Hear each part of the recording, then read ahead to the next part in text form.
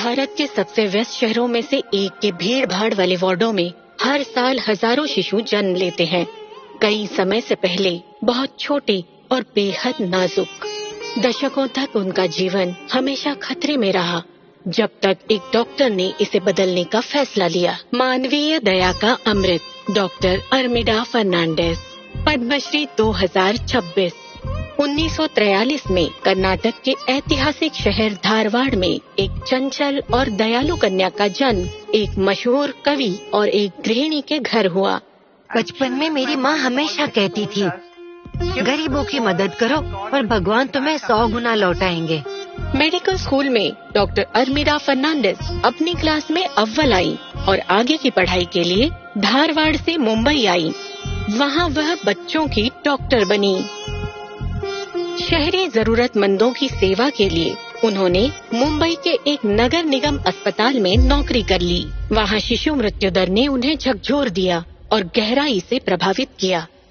छोटी empirical studies के data की मदद से उन्होंने प्रभावी कदम उठाए। शिशु को नहलाना, ग्लूकोज का पानी, फॉर्मूला और जानवरों का दूध और इंक्यूबेटर का इस्तेमाल बंद किया, जिससे बैक्टीरिया फैलते थे।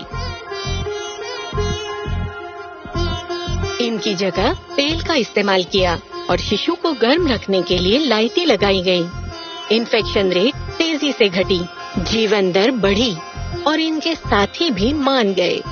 ये आसान कदम अब ग्लोबल प्रोटोकॉल है।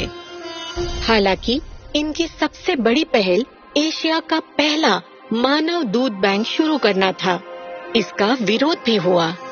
मानव दूध बैंक शुरू करने पर कई लोगों ने मुझे पागल समझा, खासकर प्रशासन ने। जब मुझे स्टाफ की जरूरत पड़ी, मुझे एक एडमिनिस्ट्रेटर को समझाना पड़ा कि भगवान कृष्ण को उनकी माँ ने नहीं बल्कि यशोदा ने दूध पिलाया था।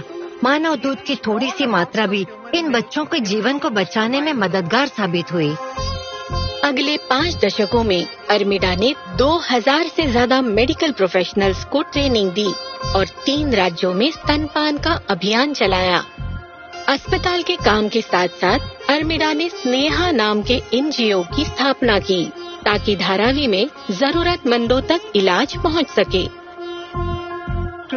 शिशु मृत्यु दर को और कम करने के लिए हमने माताओं के व्यवहार को बदलने पर ध्यान दिया, ताकि वे समय पर अस्पताल आएं और अपने बच्चों की जान बचा सकें।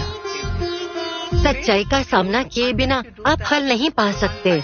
चुनौतियाँ अलग सोच चाहती हैं। एक समय मैं जिसे मंथन करना कहती थी, आज उसे इनोवेशन कहते हैं। ये मत सोचो मैं ही क्यों। दुख से बदलाव आता है। हमें सोचना होगा कि उन तक कैसे पहुंचा जाए जो हमारे पास नहीं पहुंच सकते।